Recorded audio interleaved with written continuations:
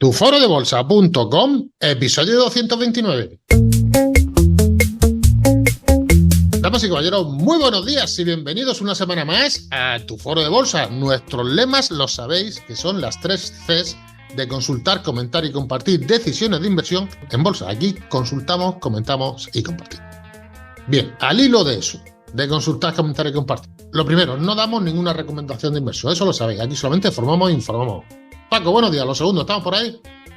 Por aquí andamos, Paco Pepe. Venga. El podcast de esta semana nos lo han puesto, digamos, en bandeja los compañeros del foro, porque vamos a hablar de ETF.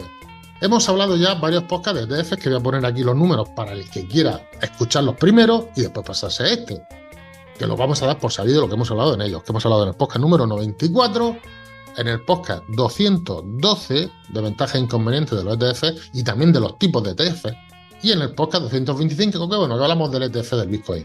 Pero en el 94 y en el 212 hablamos explícitamente de lo que es un ETF, de los tipos de ETF, de las ventajas de los ETF, y vamos a seguir hablando de los ETF. Pero Paco, vamos a recordar que la culpa de estar aquí con nosotros la tienen 29 euros al mes o 180 euros al año, con un 50%. Y bueno, aquí tenéis más de 20 cursos de inversión en bolsa, con varias estrategias, tanto para corto, para largo plazo. Podéis empezar de cero y podéis ir a vuestro ritmo. Y también sabéis que estamos ya con el curso de opciones que sale. Paco, los ETF. ¿Qué ha pasado en el foro? Si te parece, aunque sea una pequeña, no sé, una pequeña introducción de lo que es, y luego entramos en la dinámica de hoy. Sí, no, la pregunta que surgió por parte de Sergi, un compañero de nuestra familia y demás, pues mira, te la voy a incluso a leer. Pues Sergi nos pregunta, dice, hombre, entiendo lo que es, porque los resúmenes de la semana hablamos del ETF y yo creía que era esa la pregunta que hacía. Lo que dice, sé que los ETFs están compuestos por diversos productos, pero ¿qué ocurre si un ETF tiene exceso de demanda y el contrario, no lo demanda? Perdona, Paco, que te corte. El tema es el siguiente. Sergi pensó, dice, vale, se escuchó los podcasts. Dice, entiendo que el ETF se compone de activos. Y entiendo que cuando suben esos activos, sube el ETF. Hasta aquí, nada nuevo, y hasta lo que se ha dicho. Y la pregunta es, ¿qué pasa con el ETF en sí? ¿Qué pasa si la gente demandamos ETF o vendemos ETF? ¿Afecta la cotización del ETF? Esa era la pregunta. Hasta ahora, lo que hemos dicho en el foro, y lo que realmente se entiende todo el mundo, dice, si suben los activos que componen el ETF, pues sube el ETF y a la inversa, porque digamos, suaviza la curva de crecimiento o de crecimiento de los que estamos invertidos en el ETF. Pero él pregunta, ¿y el ETF en sí? ¿Qué pasa? Sí, pero encima dice, parto del supuesto que la oferta de un ETF concreto es limitada y que el gestor del mismo no se limita a crear más unidades del ETF comprando los subyacentes correspondientes. Y yo le contesto, partimos de hipótesis o argumento erróneo. Te remito al podcast, ¿no? Lo siguiente que dices, no, te remito al podcast. Bueno, el jueves tenemos un encuentro en directo, también se lo puedo explicar, e independientemente pues le doy las gracias por hacerme la pregunta o por hacérnosla. Yo el primer del podcast que hicimos sobre ETFs realmente estoy contento. Lo he vuelto a escuchar y creo que es bueno. Está complementado por los otros dos que hicimos. Y pues a lo mejor le faltaba precisamente este punto. Es decir, si aumenta o disminuye la demanda de un ETF en sí, independientemente de los subyacentes que tenga, ¿qué pasa? Porque el conocimiento está claro. Yo tengo un subyacente dentro del ETF. Si los subyacentes o subyacentes suben, el ETF va a replicar esa subida. Está claro. Y si baja el subyacente, va a replicar el ETF la bajada. Ahora bien, independientemente de que suba el subyacente o baje, si el ETF tiene una demanda superior o inferior, ¿qué ocurre? Pues tenemos que tener dos conceptos primero claro. APS y NAV. Perdona, Paco, ¿cómo has dicho? ¿APS qué? APS y NAV, N-A-V. ¿Eso qué? Estos son simplemente abreviaturas inglesas, pero que vamos a utilizar, porque el APS son participantes autorizados, normalmente instituciones financieras grandes, bancos de inversión, firmas de corretaje, que tienen el derecho exclusivo para interactuar directamente con el ETF y para realizar el proceso de creación y redención. Ahora veremos qué es cada cosa. Madre mía, que esto suena a creadores de mercado de mala manera, ¿eh? Correcto, Paco Pepe. En una cosa se llaman making makers y ahora se llaman aquí APS, Bah, ¿vale? lo mismo me da, mismo perro con distinto collar. Exactamente. Y me tienes que decir, Paco, luego al final, cuando termine la definición, si los manipulan, que es de lo que se trata. Después. No, no, ya te lo digo, arbitran. Vale. Y tú sabes perfectamente lo que es un arbitraje. Y en el arbitraje actúan ellos. Es decir, el NAV, el otro valor que tenemos que saber, tiene una fórmula básica. ¿Y qué es el NAV? Valor liquidativo neto. Y ese tiene que ser recalculado todos los días. Coge todo el valor total de los activos subyacentes de un ETF, los divide por el número de unidades que tiene cada uno y el número de unidades en circulación, se calcula al final del día de negociación y representa teóricamente el valor justo de los activos subyacentes que posee este ETF. Por lo tanto, el NAV tiene una fórmula clara, que es valor total de los activos del ETF menos los pasivos dividido por el número de unidades en circulación. Ni más ni menos. Bueno, número de unidades. Eso. Ahí es a lo que voy. Ahora hay una demanda fortísima porque todo el mundo cree en los subyacentes de estos ETFs y dice, allá que voy, vamos a comprar. Resulta que no hay tantos ETFs como se demandan. ¿Qué ocurre? Pues ocurre que, por eso decía que se producía un arbitraje, los APS, en este caso, como tú bien has dicho, creadores de mercado, aquí creadores de ETF, lo que hacen los creadores estos de mercado, vamos a llamar así, o APS, es comprar los activos subyacentes, el índice, las acciones, etcétera, etcétera, y crear nuevas unidades de ETFs. Y luego venden estas en el mercado. Aumentan la oferta de ETFs, con lo cual el precio por la mera demanda u oferta de ETFs queda controlada. ¿Y eso cómo lo hacen? Pues haciendo arbitraje. Es evidente. Y los APS se benefician de ese arbitraje. Si el precio del ETF en este caso es superior al valor liquidativo, los APS pueden aprovechar la diferencia del precio comprando las acciones del subyacente y crean nuevas unidades de ETF y las venden en el mercado, con lo cual esa diferencia ya se la quedan ellos. Está manipulado, Paco. Evidentemente. Lo que dice el arbitraje ayuda a corregir el precio del ETF y mantiene teóricamente la eficiencia del mercado. Pero en el camino alguien se ha embolsado. Pero bueno, al fin y al cabo tú estás invertido en el ETF y a ti lo que te importa es que el ETF replique el subyacente. Y esto lo consiguen, a lo mejor no en el día, pero en el día y medio. Mientras tanto, los compradores, en este caso, hacen arbitraje y se quedan con la diferencia. Es evidente. Compran subyacente para crear nuevas unidades de ETF. Vale, entiendo que amortigüen el valor del precio, porque realmente lo que hacen es amortiguarlo, ¿no? Y son creadores de mercado también, son custodios, arbitran, y eso tiene una comisión, eso tenemos que entenderlo todos. Evidentemente. O sea, esto no es gratis, hay mucha infraestructura detrás de esto. Pero la pregunta es, ¿manipulan bien? ¿Manipulan mal? ¿O manipulan poco? ¿Manipulan mucho? ¿Lo justo? Están sometidos, evidentemente, estarán sometidos a las autoridades competentes. ¿Ese tipo de manipulación está permitida? ¿Es una manipulación solamente para cubrir costes? Paco Pepe, esto es una industria y una industria que mueve cientos de miles de millones. Ya. Es decir, aquí poquitas cosas hacen muchas.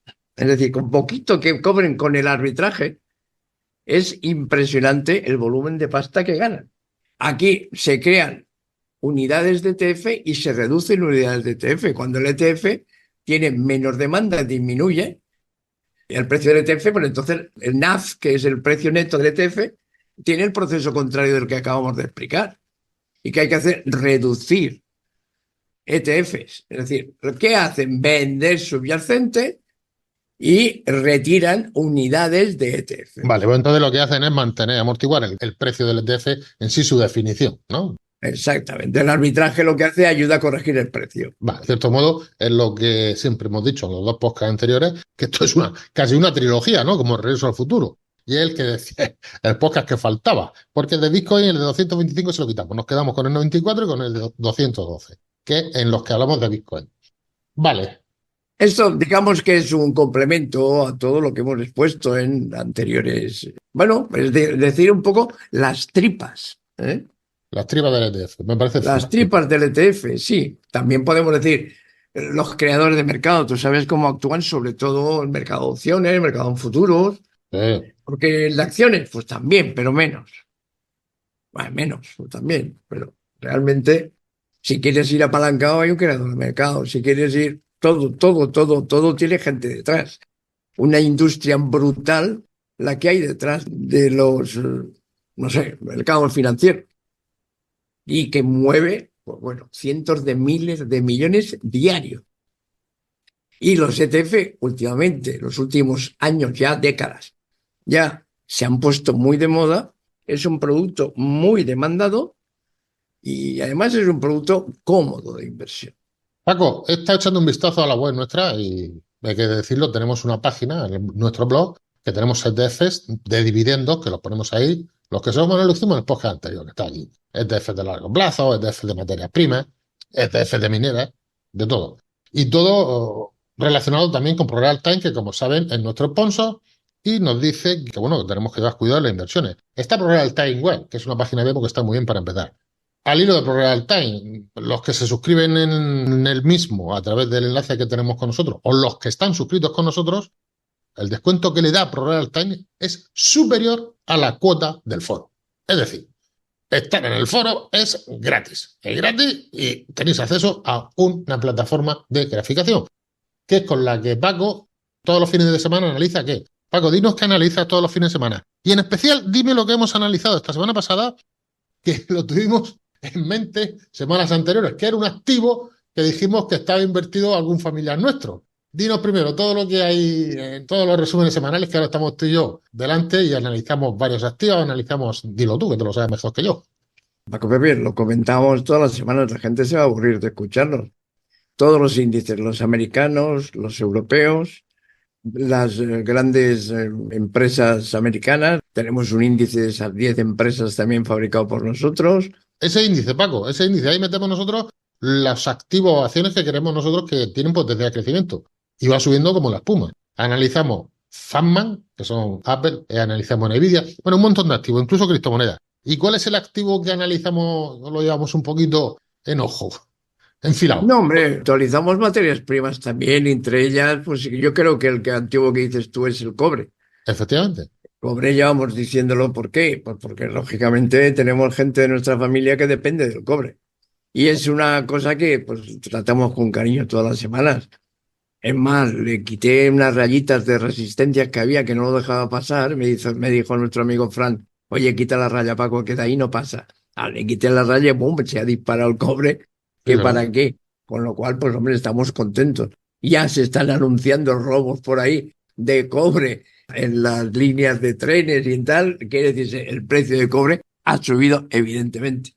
Paco, ¿qué más cosas podemos decir de los ETFs que no hayamos dicho en esta trilogía? No, yo creo que pocas cosas. Si te parece, hacemos un resumen de este, digamos, anexo a Claro, los anteriores. claro que sí, sin problema. Creación de unidades y redención de unidades. Creación, cuando hay una alta demanda de ETFs, las APS, es decir, las instituciones que lo forman, ¿Sí? compran las acciones subyacentes del el índice o el subyacente que el ETF lleva en sí y las entregan al administrador del ETF a cambio de nuevas unidades de ETF que ellos venden en el mercado. La diferencia entre la compra del subyacente y la venta del ETF que hacen al administrador, ahí se produce un arbitraje y lógicamente esa diferencia se da en bolsa. Y redención de unidades, cuando hay una baja demanda, los APS compran unidades, en este caso del ETF, en el mercado. Las devuelven al administrador a cambio de las acciones de subyacente. Reducen las unidades de ETFs en circulación. Ese es, digamos, el resumen de este anexo Pero me gustaría que escucharan el primer, si no lo han oído, el primer podcast de ETFs que hicimos. A mí lo hemos escuchado hoy y me resulta bastante didáctico. El 94 te refieres, ¿no? Sí. Vale, de los ETF solamente me queda una duda, de momento. Cortos en ETF, ¿cómo podemos ponernos cortos en acciones utilizando los ETFs? Porque, no sé, ya he entendido perfectamente la pregunta. ¿Cómo podemos ponernos cortos en acciones utilizando los ETFs, Paco? ¿O no podemos? Normalmente no. Normalmente no, porque si te quieres poner corto en acciones, por ejemplo, el broker con el que trabajamos nosotros te permite ponerte corto directamente en la acción. Vale, Ahora bien, los índices, o te metes en opciones o te metes en futuros, ponerte corto ya es más, o en CFDs, o es más difícil. Entonces sí que ahí puedes utilizar ETFs inversos, en índices, en materias primas, porque lógicamente los futuros, por ejemplo, son muy, muy caros. Un punto puede costar un montón de dólares o euros. ¿sí? Y pasa como el ETF del Bitcoin que comentamos el otro día, que lógicamente no es lo mismo meterte con 60.000 o 70.000 dólares que meterte con un ETF que replica y el precio es bastante más asequible. Te sube el tanto por ciento, pero de una inversión bastante menor.